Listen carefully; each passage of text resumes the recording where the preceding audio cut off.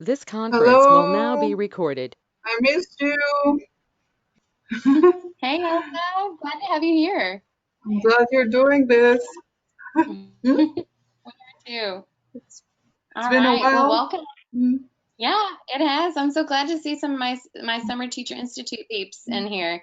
So I'm Rosemary Hickman, Sims Foundation Education Manager, and we're kicking off this virtual field trip on the theme of hero or villain. And this is our third virtual field trip this month. Hi, everybody. I'm Kate Carey. I'm head of education at the McNay. Excited to be talking about this is actually one of the very popular tour requests for school visitors. And so any docents participating in this call have probably given hero or villain themed tours before. So I'm excited to talk about this with you all. And also I'm thinking that I'm kind of thinking that this might be one that we would repeat in future virtual field trips. That's sort of our thinking at the moment, is that we'll continue to offer these each week, each Wednesday at noon, and change the topics, but keep them broad and pick different works of art. So if you think of something that might be a good fit for hero and villain, type it in the chat. We might use it for another iteration of this tour or this field trip. Should we go ahead and get started, Rosemary? Okay, so we have a little icebreaker for you. If you have a piece of paper or something nearby to write down your response here, we want you to share 3 traits of a hero. And if you're feeling a little darker, you could share 3 traits of a villain. Just sort of tap into what you're feeling today. But 3 traits of a hero. We should change this to, or 3 traits of a villain. And if you're not wanting to write it down, you can also just type it into the chat. We'd love to hear some of what you're thinking about heroic traits or qualities and or villainous traits or qualities. And I'll just give you a minute. I'll be quiet for a second, give you a minute to think of some. I can't find where to click on the chat anymore. I don't have any tools. I think my some folks on the call will give you a little bit of a heads up. What you're looking for is like a speech bubble. And then just to refer to the chat for a sec, I'm seeing people write in things like smart, handsome, or brave and self-sacrifice. Love it. Thank you, Hermione. Courageous, virtuous, strong. Now, I want those of you that are thinking about these, can you identify what you think is the top one? Can you put it like a number 1 by what you think is most important in terms of hero or villain? Oh, I love what I'm seeing. Courage, altruistic. What a great SAT word. Compassionate. Yes. And then I'm just curious, and this might be an opportunity to unmute yourself. If of your 3 words, is there one that you think is most indicative of a hero or of a villain? Anybody want to end and share?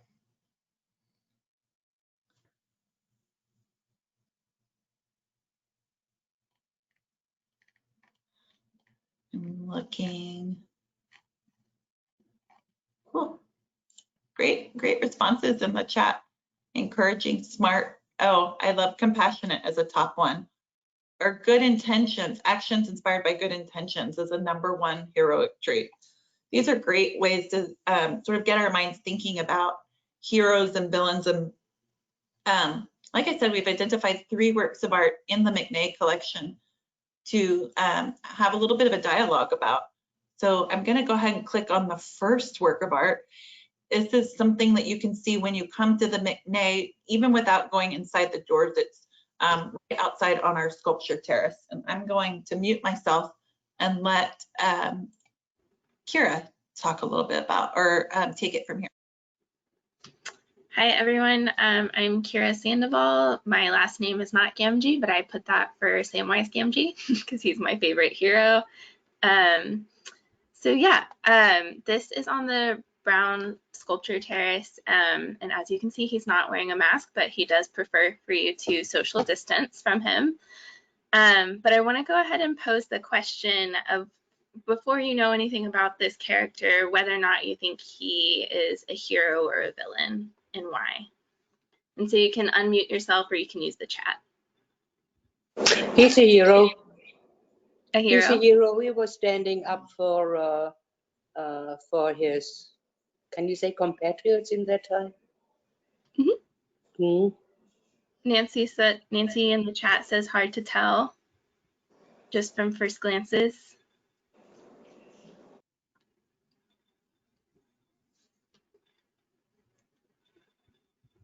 Anyone else guess hero or villain?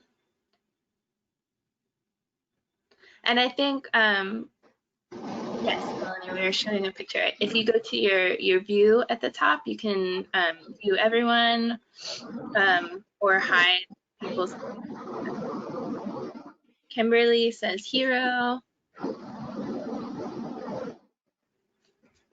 Okay, so this is actually a bronze cast of a sculpture. This figure was inspired by a few different people in history, and the first being Cuauhtémoc, who was an Aztec emperor who kind of resisted Hernan Cortés when he came to the Americas.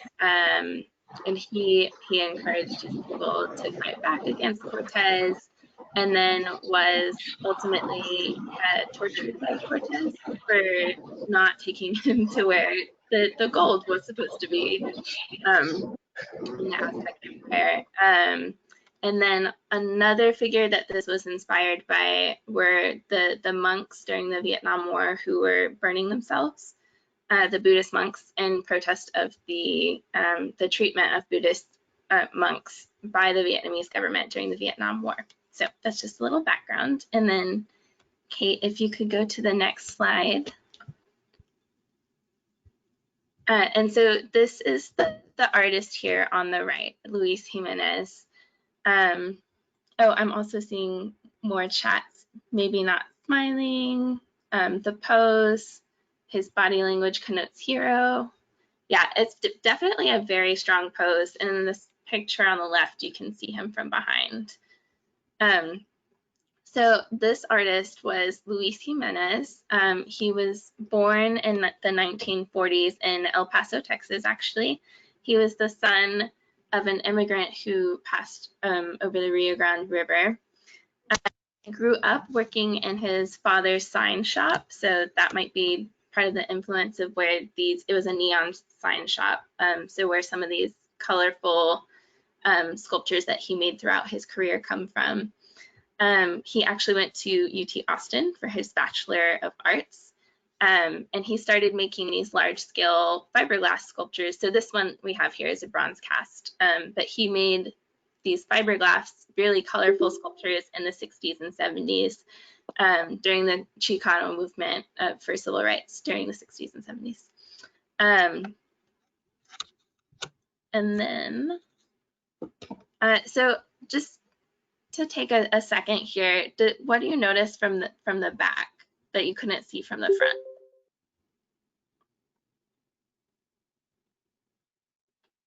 And Kate spelled out Cuauhtémoc there, thank you. The flying thing could be the cape or his commanding arm. So actually the title of this piece on the left is Man on Fire. So does that give you any hint as to what is happening to the figure with his arm extending towards the sky there?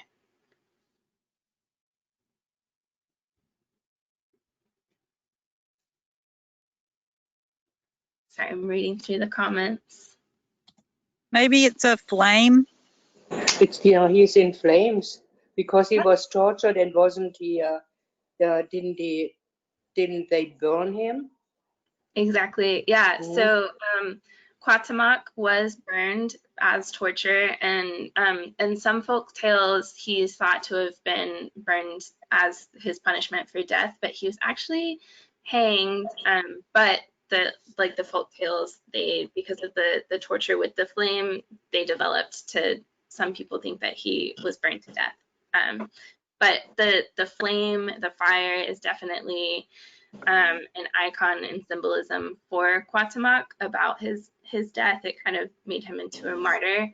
And he's a really revered culture even today in Mexico. He's seen as this symbol of like native resistance against these colonial powers, and really standing up for his people. Actually, Kira, I just wanted to make a comment that you said about, of course, him being tortured to death. I read some articles later where actually he wasn't really killed.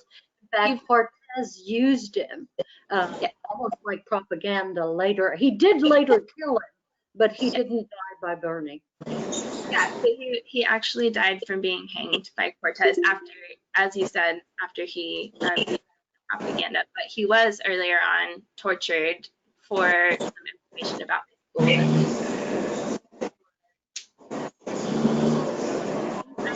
Jennifer says at the same time he's calling people to follow him ahead from how the arm is posed.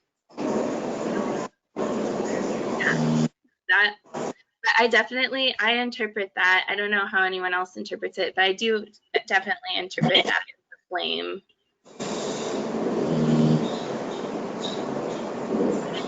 A very powerful that he's in. Hey, I'm gonna just ask if your microphone is active. Maybe mute it until you want to respond, and then activate it once you want to respond. Sometimes there's some feedback that's makes it hard to hear.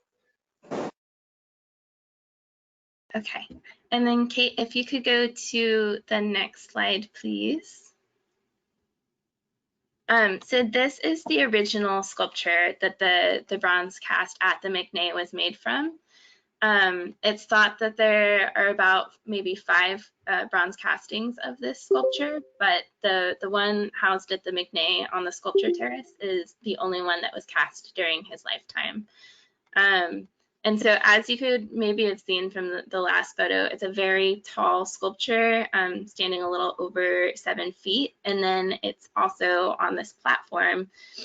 So when you are looking at the sculpture, it's above you and you're looking up to this figure. But this is like I said, it's the original. This one is the fiberglass sculpture, very reminiscent of the sculptures that he made in the 60s and 70s. And so this material is a lot of what he worked with during the main part of his career. It was inspired by his love for automobiles during high school, and where he kind of became familiar with fiberglass. So he would make these sculptures out of fiberglass and then spray paint them with these really bright colors, and then they're covered in resin, and that's how they kind of get that shininess on the top. Kate asked, oh, I'm just now seeing your comment. Why do you think he used fiberglass? Yeah, from his automobile experience. And then you might also recognize his style from maybe other places in San Antonio. One of his sculptures lives at UTSA, the Fiesta Dancers on the 1604 campus. And then another one lives at the Whitty, actually, just inside their lobby when you're entering. So yeah, does anyone have any other questions or comments? Hey, Kate, can you go back to the bronze for just a second? Maybe the first image. Yeah, it's a little hard to tell in this picture, but they did try to honor the coloring of the original sculpture with the patinas that they applied to the bronze. You have to kind of see it. And I think as the sculpture ages, they might be a little less obvious, but do you see how the kind of that cauldron, or I don't know what the right word is for it, that's holding the flame, you know, it's kind of has kind of a greenish tint. And then, you know, the flame that's extending off of his arm has kind of a different color as it goes out, you know, into space. But it's interesting how they did, most bronzes, I think, kind of received the same patina treatment overall, but this one you can see a real conscious effort to try to pull out those certain elements and make them more visible. Yeah, I think in that second picture, or the second slide, you can kind of see that on his extended arm as well. So towards the tip, it looks a little brighter. Do you think that's just the sun, or is that part of the patina as well? I think it's the patina, but docents may weigh in since I know they've toured this work a lot of times. Another thing that I noticed in that the photo of the first photo of the bronze casting, I don't think I ever noticed that the barrel, or it even reminds me of a tree trunk at the bottom of the sculpture, but that reminds me of Greek sculpture and how they would often incorporate a tree trunk for its stability of the sculpture with a figure. I just want to jump in with Abigail's comment. The way the arm and the flame extends, she said, sort of reminds her of a cape, which again, I think sort of echoes this theme of hero and villain. Yeah. I like that interpretation of it as a cape. I haven't seen that before. But yeah, and just to remind everyone, it is, I think everyone does see this figure as Cuauhtémoc, but the artist was quoted as pulling inspiration from Cuauhtémoc and those Buddhist monks who self-immolated. So really pulling from these figures that are really brave and voicing their resistance. All righty. Are you ready to move on, Kira? Mm-hmm. Okay, so we have another question again to activate your chat.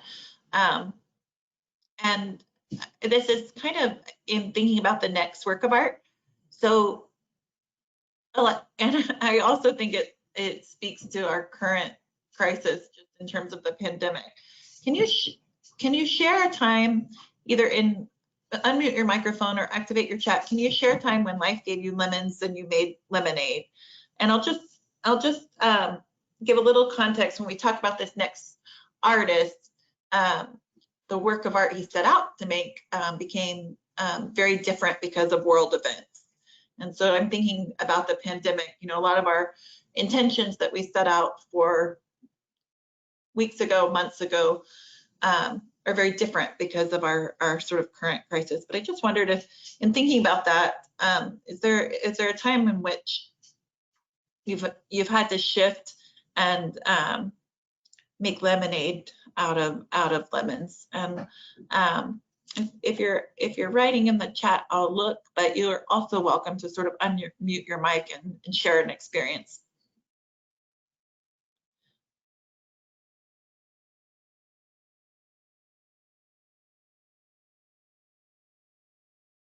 I mean, I think that one experience we might just talk about a little bit as educators at the McNay is we really hadn't pursued this experience of having these kind of intimate conversations about works of art with, large groups in this way, because we hadn't seen the real need for that in maybe in a short-sighted way. And now with the ability to connect on video conference platforms, we have this kind of intimacy with folks and talking about works of art in new and creative ways. So I do think that just the virtual field trip itself is a little bit of an example of lemonade in our experience. But I'd love to hear from other folks that, and maybe it's pandemic related, but maybe it's your own, own personal journey.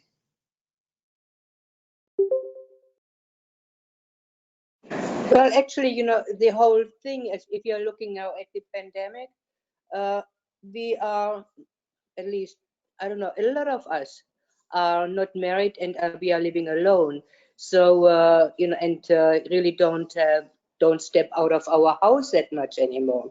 So that means, Zoom or the meeting conference we are using here has really improved, has really showed us that we are not really alone if you make it through conference calls.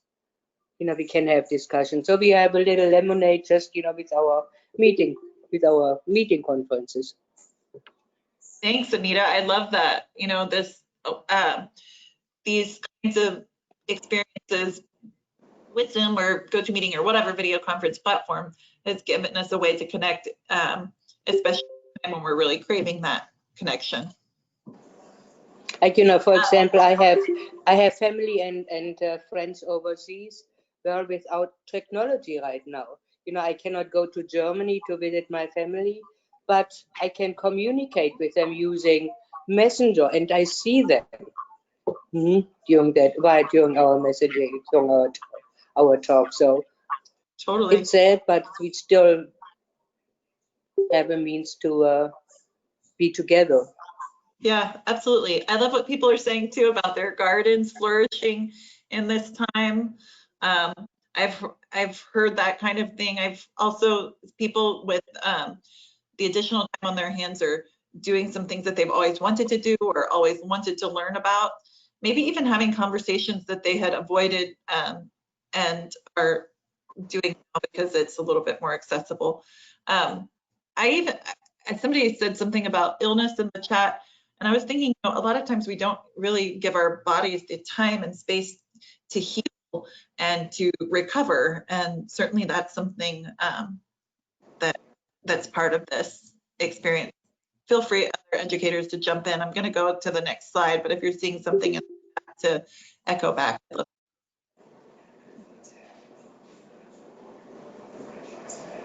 Oh.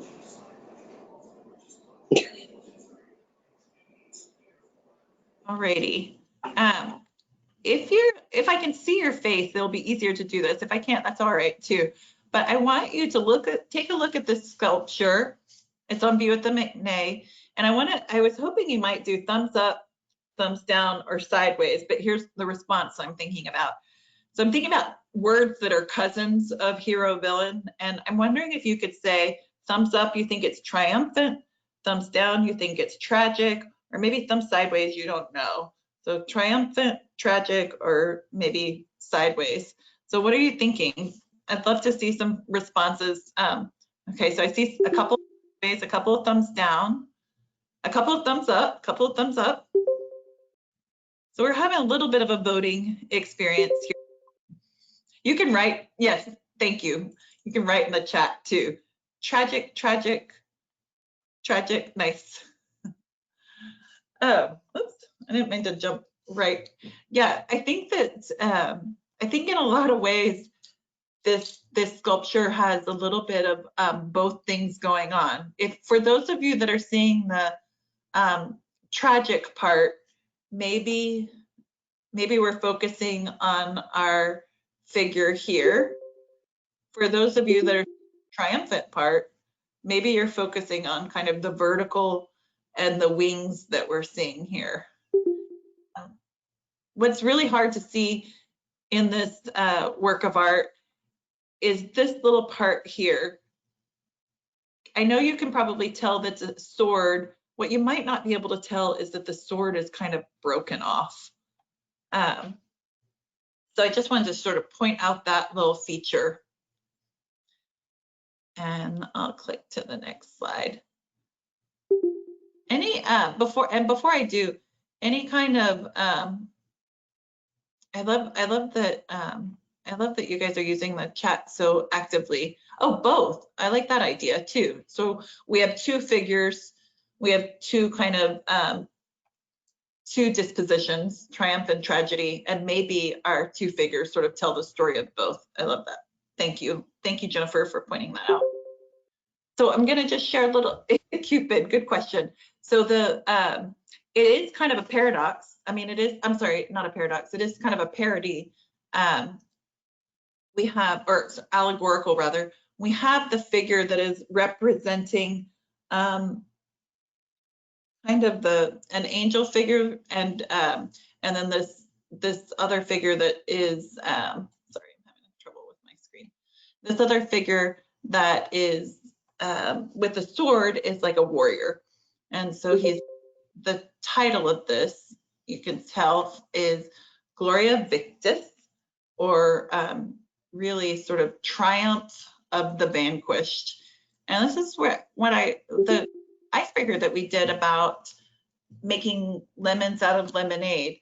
This was made in 1879, but it relates to the Franco-Prussian War, where France, represented by this artist, Mercier, France was defeated by Germany or the Prussian army, and they had the sculpture was meant to be a sculpture of the French triumph, and because they were defeated, it really sort of had to be re-engineered, and so he made it as Gloria Victis, so triumph but of the vanquished. And so here we have our soldier being sort of carried off on the wings of kind of celestial creature or celestial figure.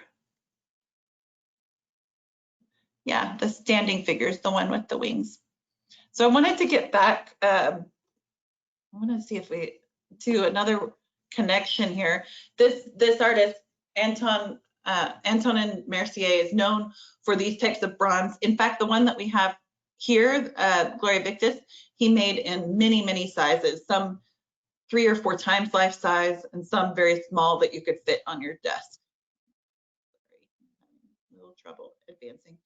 But he's also known for making this sculpture. Are you recognizing it from current news stories? So this sculpture is a sculpture of General Lee. This is also made around the same time, 1870s or 1880s. And it has been the subject of a court battle as to it being removed.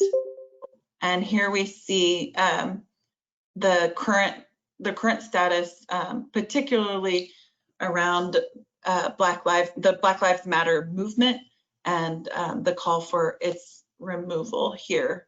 So again, I do think it's interesting when we look at that that sculpture of man on horseback, and and our Gloria Victis. It does seem like this artist has became known for making works of art where the subject is in conflict, or where there is a conflict of the main subject. Any comments in the chat that I'm missing, or responses to seeing the comparison of I don't, I really don't know, since I'm from Germany and we learned all that 1870, 1871, our little war with France. And then a little bit before, France defeated us. That was always the case. And, it went on. But, the Robert E. Lee statue, I love it. It's a wonderful I really want to see it. I've never seen it. But there, I think, whereas in Europe, all of those little wars were, to get a little bit more land, get a little bit more power. Here in the United States, it was also get a little bit more power, but at the main token, even worse, to get power by suppressing people. And that's, and we are really honoring the people who were on the suppressing side. It's almost like, we don't put Hitler statues up.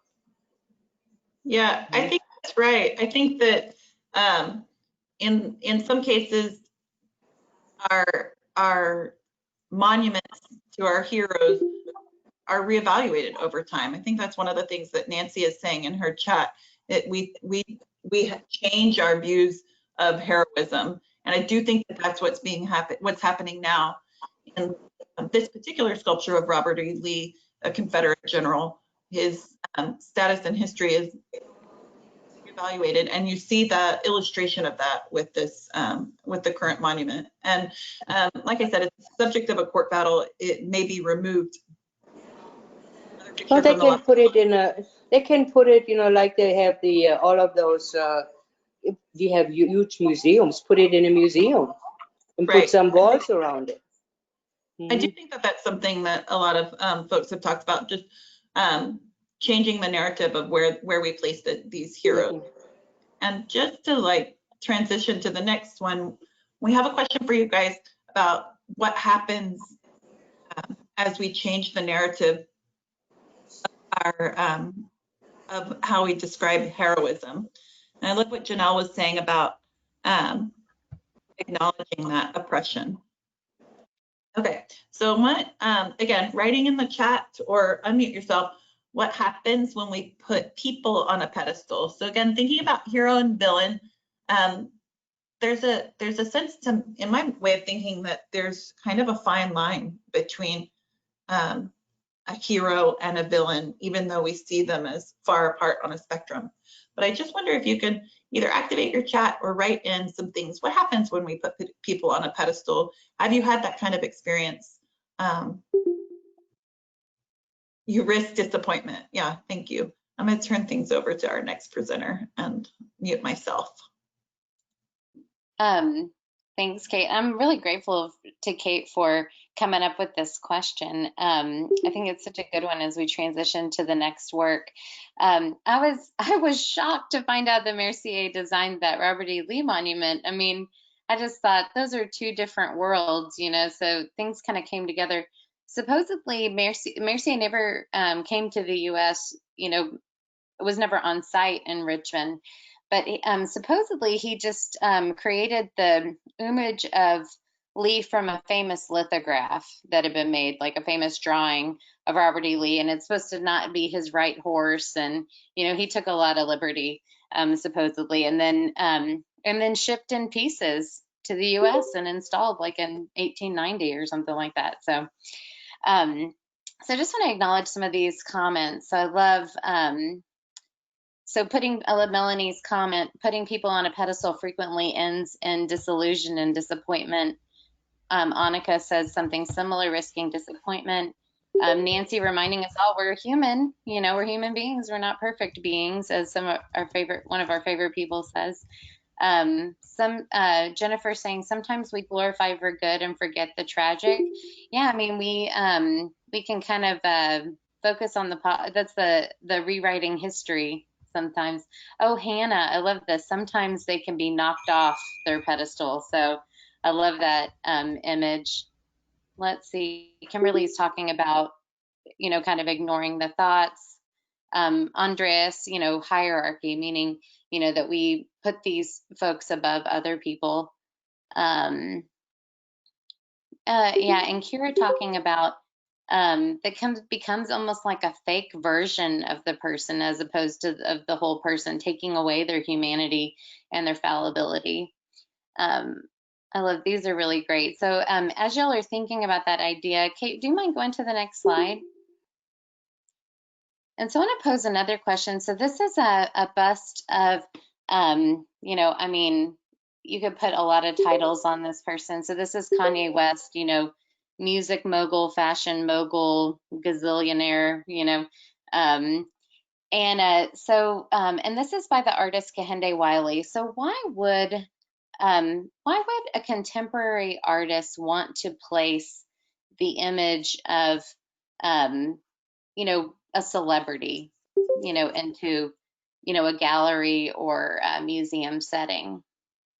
What do y'all think?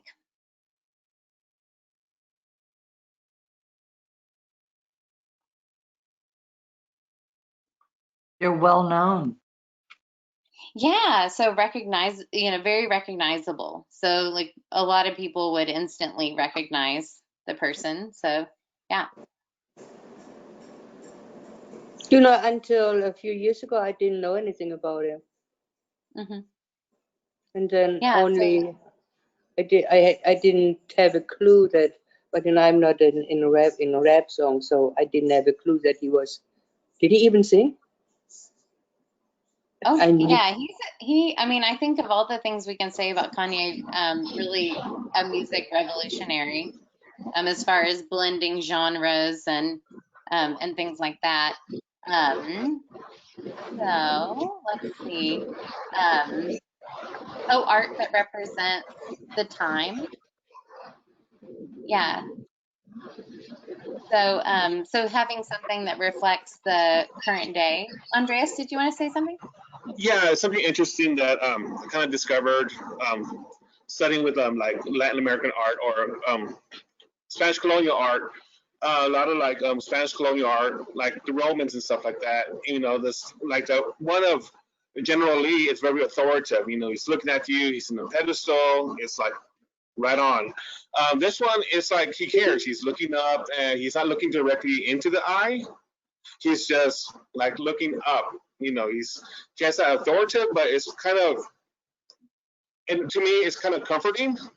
You know, like a fatherly type deal, versus the other one that's just it's very black and white. We just boom, you know, it's authoritative, and this one is like more open-minded, and that's what I see.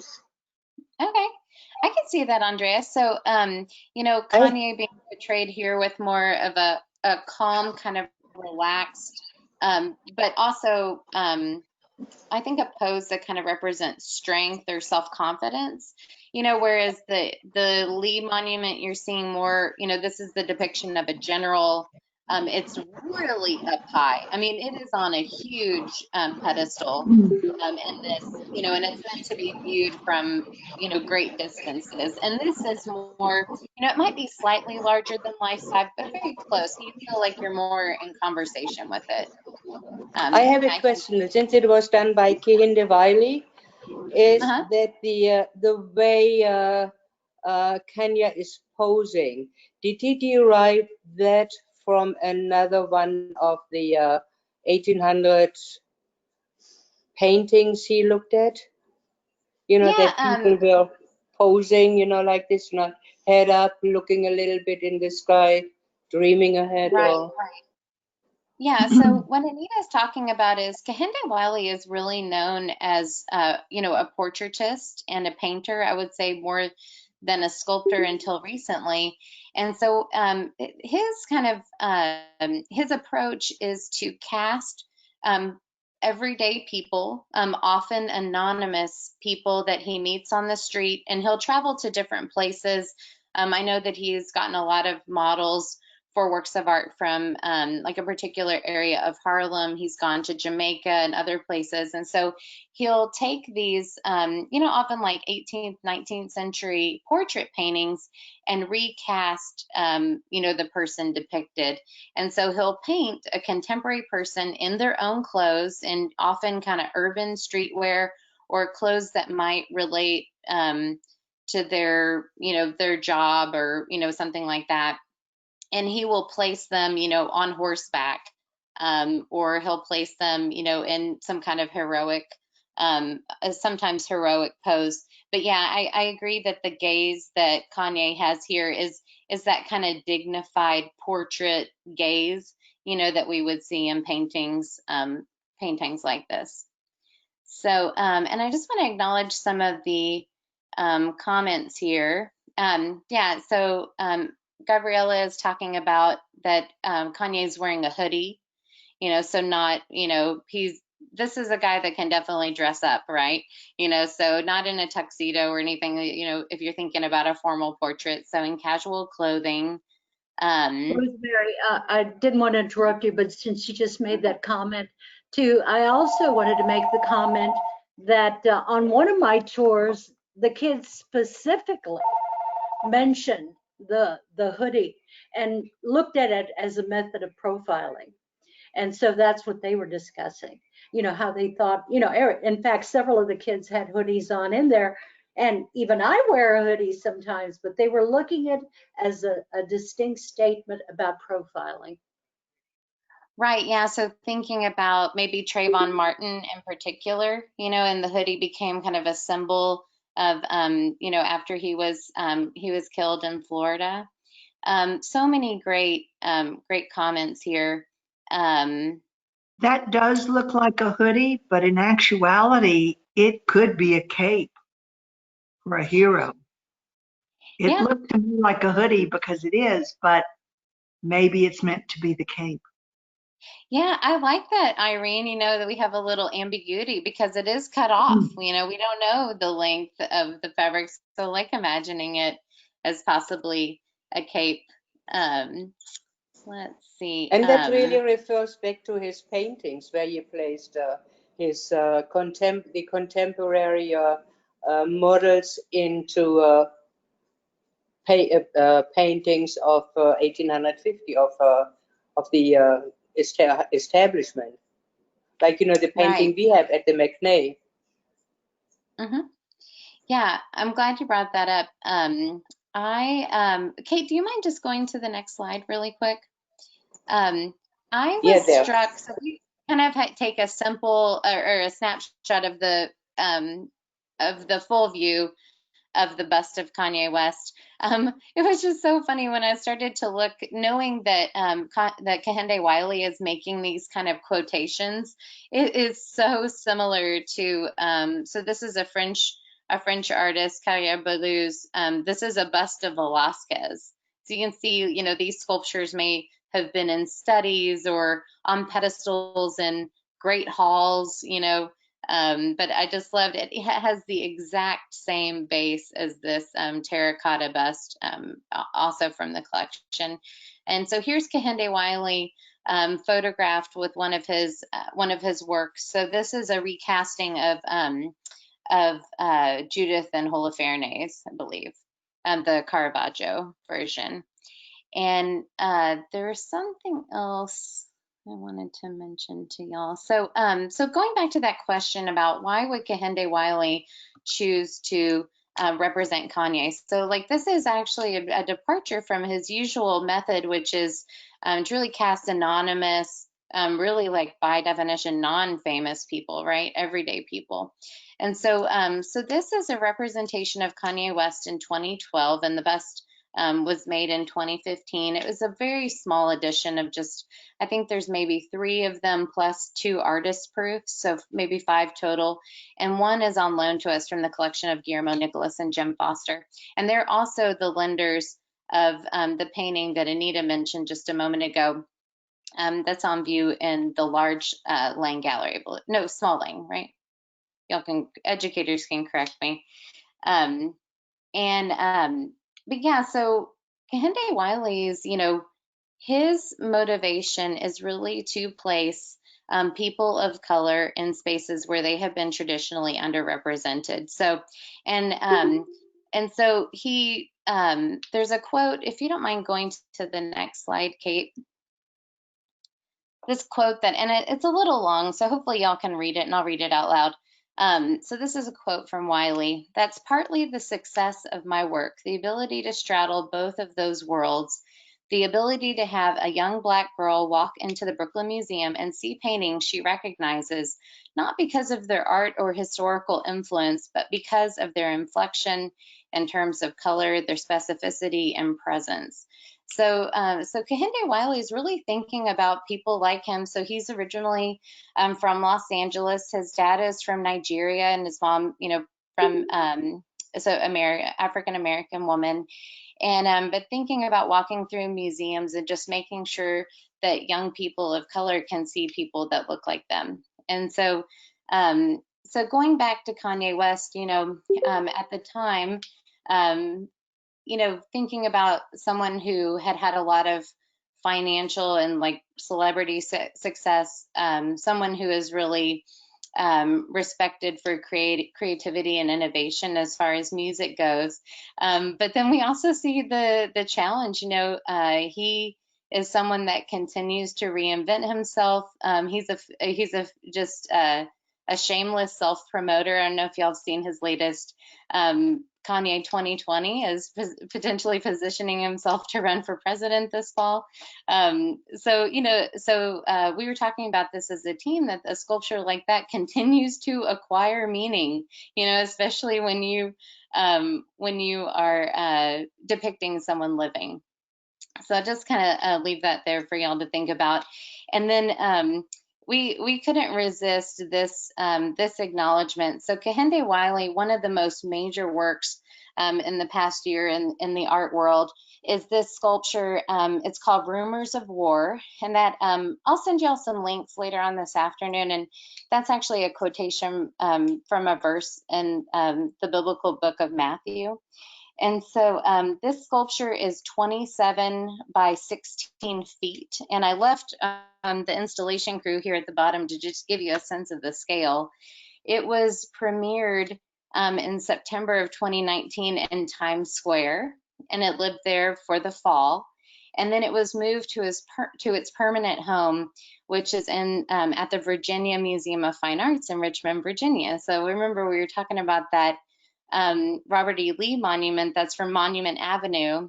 And Kehinde Wiley visited Richmond a few years ago, and he felt that the Confederate monuments were really incongruous with the otherwise kind of progressive, you know, exciting, creative vibe of Richmond. And so instead of, you know, focusing on the removal of those statues, which have, you know, is definitely starting to happen now and been happening over the past month, he created this as a counter. So, so the quotation of this sculpture is from a Confederate monument from from J.E.B. Stuart. So this is a monument and of you know, someone from the Confederacy on that Monument Avenue in Richmond. And so, and Nancy's asking who is the figure on the horse. So this is an anonymous young Black man. He is in street dress. I don't know if you can notice, but he's wearing a hoodie. He has his jeans, you know, in contemporary fashion, have a rip in the knee. He has dreadlocks that are kind of pulled up behind him.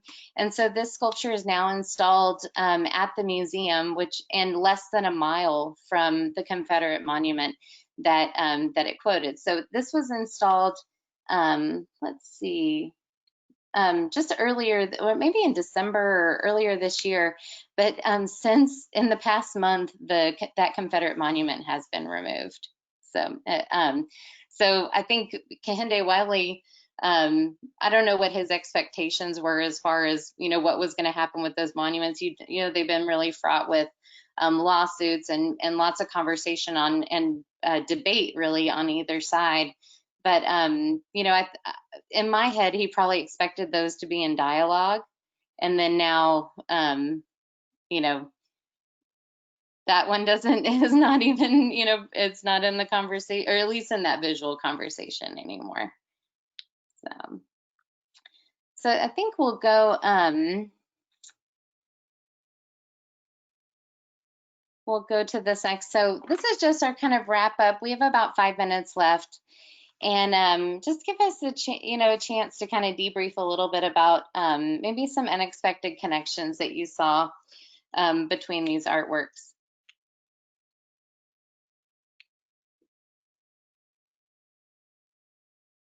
I did want to point out when Kate was presenting, but I think this applies to all of them, that these are definitely, you need to see them in the museum too, because especially with the second image, when you look at the sculpture from different angles, you see different things, and it's just a really dynamic piece with a lot of movement. So when you get the chance, definitely go see it in person and look around it from all angles.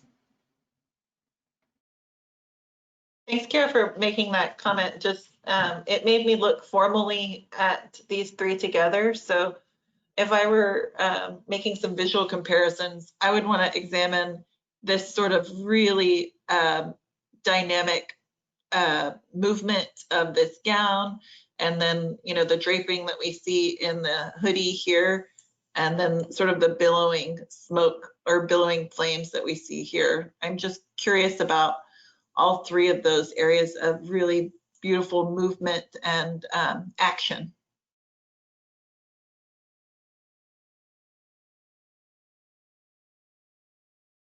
To me, these are two such interesting depictions of heroes and kind of, you know, example. So, you know, one in the Man on Fire, Cuauhtemoc, you know, as self-sacrifice or And then in Gloria Victis, you know, sometimes you have to pick up the wounded and carry them, you know, to safety. Sometimes you might just be, you know, an example or a real life example of, for someone to emulate, you know, or to see success, you know, that you could look up to and aspire to. So it does, but also, you know, really underscores the complexity of heroism, especially when it's compared to real life. You know, all of them are a little bit you know, the sense behind them are all a little bit different. Yet to me, they all show strength, a lot of strength. Even, you know, Kanye West, you know, the way he looks at, it's like his attitude. He shows his attitude. The other one, a lot of strength, even, you know, when he was carrying that one, the wounded, the soldier, I forgot. It shows a lot of strength too in that action. And, you know, of course, you know, the one in fire, it now with the armament we don't see all that much the red that this was fire. It was, you know, it almost looks from here, from my view, as if he's pushing and say, hey, listen, you know, listen to me. You know, to me they show a lot of strength. I want to jump in on a couple of items in the chat, visual comparisons. One of the comments was that having some context for each of these was interpreting, and I think that's fair. Another comment was, and I love this, a hero can be a hero and a villain. I think you see that a lot more today. This idea of complicated figures. You know, we have even in our movies, we see figures that are heroes that make really bad mistakes, and we see that level of complication. And I just want to jump in on Nancy's. Are the heroes all male? I think it kind of depends on your interpretation. I would generally interpret the Gloria Victis as being, maybe you could interpret this allegorical figure who's representing triumph as female, or representing, you know, she's potentially taking this warrior, lifting this warrior off the ground. I would maybe interpret that as kind of heroic. But yeah, I do think that speaks to this sort of level of complication. Any other sort of, once you see all three of these together, any other comparisons our folks on our field trip might make? I was thinking about the classical sculpture, just in general, you know, like Mercier being a neoclassicist, and weren't you saying, Kate, that the Man on Fire was partially inspired by that Nike of Samothrace, or? Yeah, so if you've been to the Louvre, there's that giant winged Nike at Samothrace up at the top of the stairs. You can't miss it. But as one of the sculptures that Jimenez was looking at, as sort of a winged figure. I didn't really actually think about that. Also, the connection to Mercier's winged figure here. And then, of course, I think, yeah, wings seems to be kind of a common theme.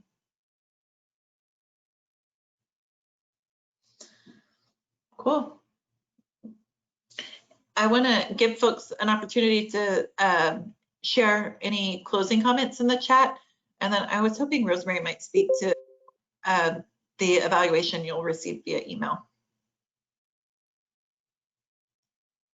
For sure. So yeah, so I'll send you all an email later on this afternoon, and it has a link to a quick survey. And thanks to you who have given us feedback in the past, we take it very seriously and gives us a lot of ideas as we're moving forward and kind of improving your experience. I'm also going to be sending a discount code. If anybody's interested in joining as a member, you can receive 10% off. And thanks to all of you who are already members. We really appreciate your support. And if through this you're interested in becoming a new member, I'll send you a discount code in that follow-up email. And if you do join as a member, and members, you should have already gotten notification. You can always reply to my email about this, but Kelly O'Connor is an artist that we're going to feature in the AT&T lobby, installing a huge mural this week. And she's doing a studio visit for members only today at 5 o'clock. And so if you're interested in, if you want to become a new member, you can join. If you're an existing member and you haven't heard about that, just email me and I can get you signed up for that. And then tomorrow we're going to be doing our first virtual art workshop. And so that'll be with our colleague, Janella Sparza will be leading that. And you register, I'll put the link to make it easy for you to register in that follow-up email, but then you can always go to mcnayart.org/events. And you sign up in the same way that you signed up for this talk today. And there's one question in the chat, Rosemary, from a teacher interested in CE credit. Yeah, so teachers, in that same email, you'll get the link to the Google Classroom companion to this series. And there's also a link, it's a Google form that you fill out to request a CPE certificate. So very easy, and we'll email those to you. Rosemary, I have a question. Go ahead, Rachel. You said that this was like the third one you've done. Is there any way to go back and watch what you've done before and get credit for those, or? Yeah, for sure. For teachers, those links are in the Google Classroom. And if any of you would like links to our past 2 tours, I'm happy to send them to you. And even this afternoon, I'll send the link for today. But yeah, just get in touch and I'll send you those other ones. But Rachel, I can help you with that individually. Okay. All right. Thank you. Yeah, and if you ever miss, the tour, just know you can still register and you'll get the emails. No worries if you can't join live, and we'll send you the recording. I personally like to watch them when I'm doing the dishes. Just put my headphones in and then you can catch up on what you missed. So thanks to everybody for joining today, and hopefully we'll see you. Yeah. Sorry. Can I ask a question about tomorrow's? We have to have stuff ready to do stuff, right? We have to have those things that it said, the materials of cardboard and some other stuff too, right? Yeah, that's if you want to participate live. You can always just watch along and then, and then make it later. But yeah, the idea is that you kind of gather up some household stuff and make it along with us tomorrow. Okay, cool. Thank you. All right. Well, y'all have a great evening. Thank you. I enjoyed it. Glad you're able to come. Thank you. Thanks, everybody. Enjoyed it. Do this. Thank you. Thank you. Thank you. Bye. Bye. Thank you. Bye. Bye-bye. This always feels like the flight attendants at the end of the flight. Bye-bye now. Bye-bye. Thanks for flying with us. Enjoy your stay.